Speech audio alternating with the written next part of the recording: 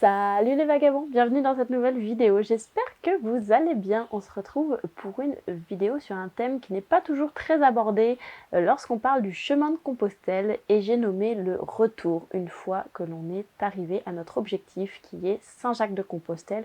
Comment est-ce qu'on vit ce retour, comment est-ce qu'on le gère et qu'est-ce qu'on peut mettre en place dans sa vie pour pouvoir aller de l'avant après. Je vous ai donc interrogé sur mes réseaux sociaux pour avoir vos retours d'expérience à vous aussi, savoir comment est-ce que vous avez vécu votre retour du chemin.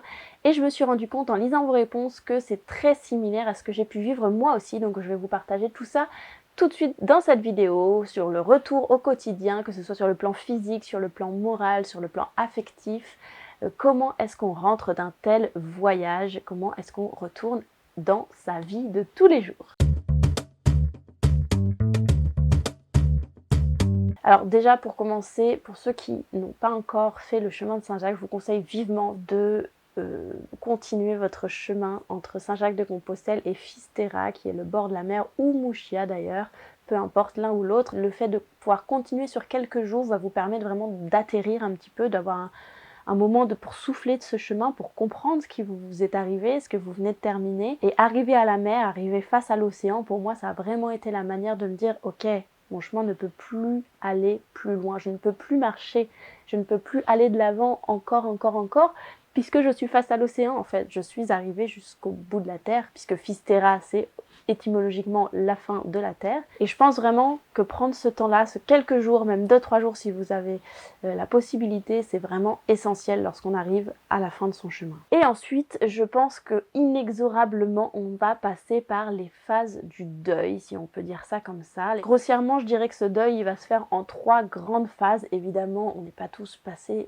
par les mêmes phases exactement, c'est pas quelque chose de très déterminé, mais c'est ma manière, voilà, d'analyser et de percevoir comment personnellement j'ai vécu le deuil et plus ou moins ce que j'ai perçu chez vous aussi lorsque vous m'avez donné vos retours d'expérience. Il y a en tout premier point, en tout premier lieu, lorsqu'on retourne dans son quotidien, lorsqu'on retourne à sa réalité d'avant-chemin, une phase un petit peu de nostalgie, de ne pas se sentir vraiment à sa place là où on revient, et puis d'avoir un sentiment de manque, une envie de retourner sur le chemin, de revivre cette ambiance, cette atmosphère et ce que l'on vivait sur le chemin. Donc une phase vraiment un petit peu inévitable de sentiment de tristesse et puis de nostalgie. J'ai écrit dans la fin de mon carnet de bord du chemin de Compostelle quelque chose que j'ai relié récemment et que je voulais partager avec vous. Pendant toute une semaine qui a suivi mon retour de Compostelle, je me réveillais en pleine nuit, complètement perdue. Où suis-je et que fais-je ici? Donc il y a vraiment une phase pour moi de complètement décalage. Vraiment un moment où j'étais complètement...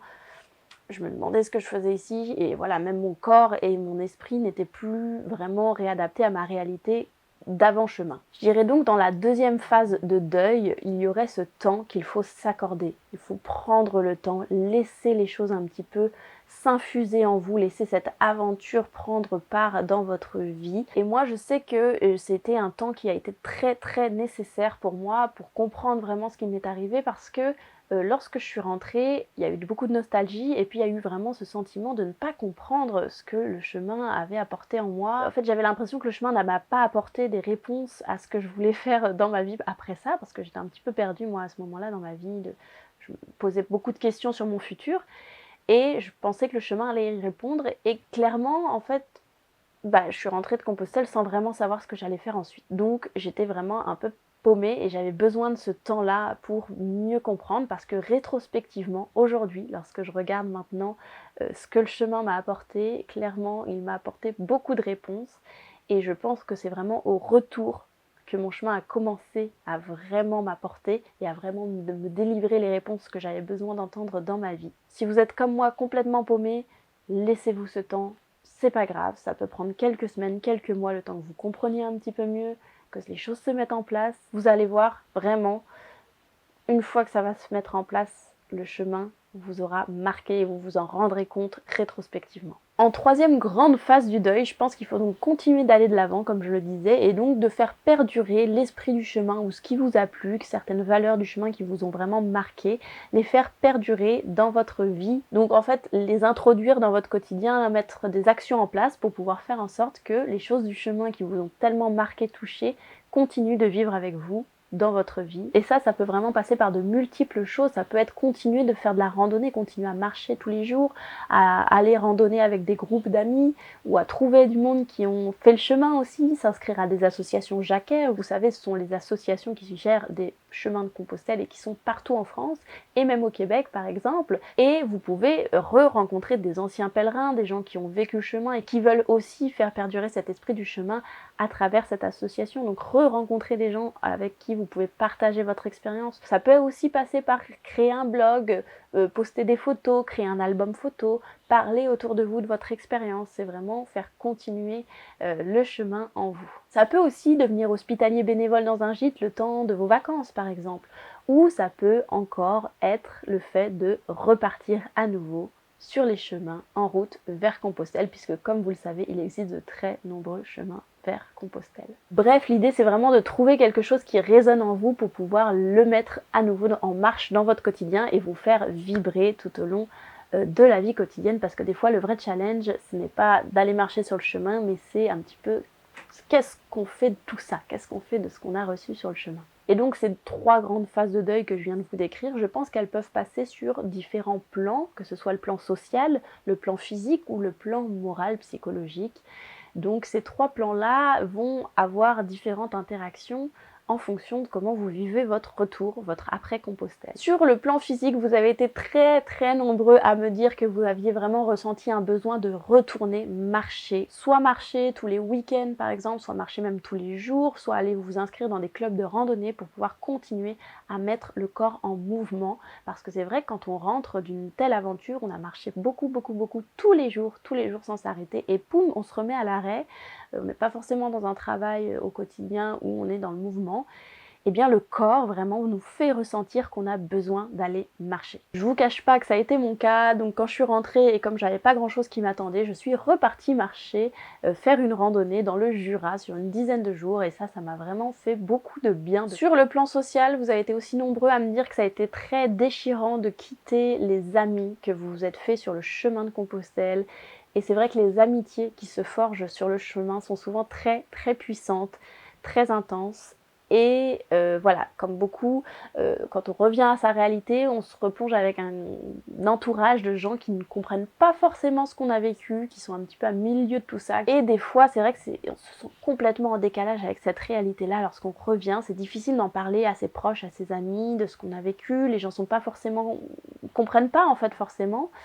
Et du coup, on se sent vraiment des fois pas très bien sur le plan social, en plus d'avoir dû se séparer de ses compagnons de route. Vous avez aussi été beaucoup à me dire que vous êtes resté en contact régulier, donc avec vos amis du chemin, les gens que vous avez rencontrés sur le chemin, et c'est vrai que le chemin crée de très belles amitiés, je pense, qui perdurent dans le temps. Et on a vraiment ce truc en commun lorsqu'on reste avec ces amis-là, on s'appelle, on s'écrit, on se voit, même si on le peut.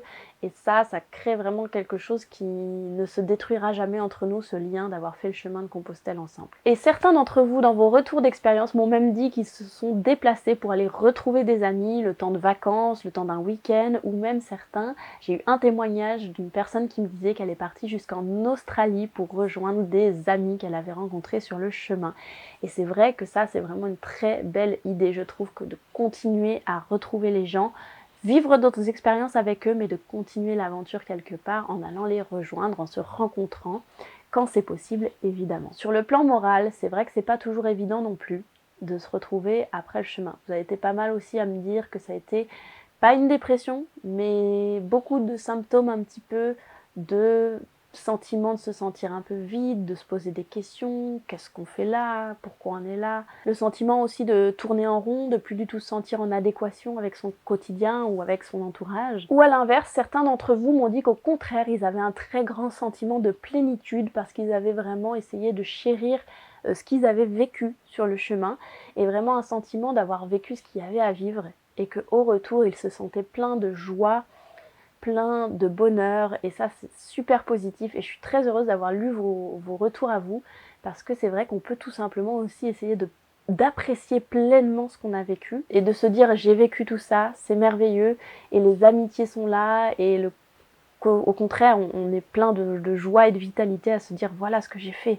Donc voilà, il faut aussi se dire que des fois le retour n'est pas totalement négatif, n'est pas totalement difficile. Il y a aussi plein de belles choses qui peuvent être mises en place pour faire un retour les plus positifs possibles qu'il soit en tout cas. C'est vrai que continuer à faire perdurer le chemin à travers toutes sortes de projets, que ce soit aller voir des amis du chemin, donc continuer à être dans des associations, à continuer à travers vraiment toutes sortes de projets que vous ayez, je pense que c'est une très bonne idée pour continuer à aller de l'avant et surtout continuer à mettre en place des choses en lien avec le chemin dans votre vie, parce qu'une fois que le chemin est rentré dans votre vie, en général, il n'en sort plus jamais. Ça a été mon cas avec ma chaîne YouTube. Je ne vais pas vous cacher que cette chaîne, ça a vraiment été un moyen pour moi de continuer mon chemin, à partager avec vous autres.